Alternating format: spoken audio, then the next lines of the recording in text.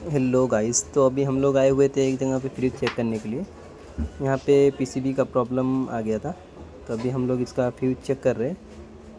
Fuse तो बरोबर दिखा रहा है हम लोग को, बट इसमें कंप्रेसर स्टार्ट नहीं हो रहा है।